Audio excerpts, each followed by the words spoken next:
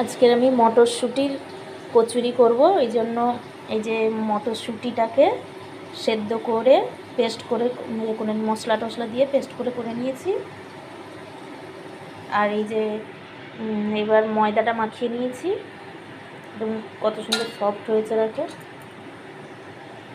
এবার আমি এগুলোকে পুরগুলো ভরে নেব, মটরশুঁটির পুরটা ভরে নেব, তারপরে ফিরে আসছি।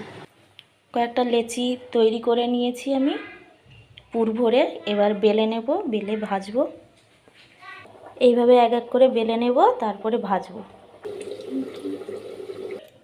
মটরশুঁটির কচুরিগুলো আমার ভাজা হয়ে গেছে। শুধু মটরশুঁটির কচুরি তো আর এমনি এমনি খাওয়া যাবে না, তার জন্য বানিয়েছি। দেখো,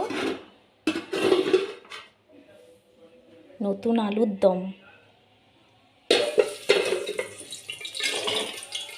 মটরশুঁটি দিয়ে নতুন আলুর দম।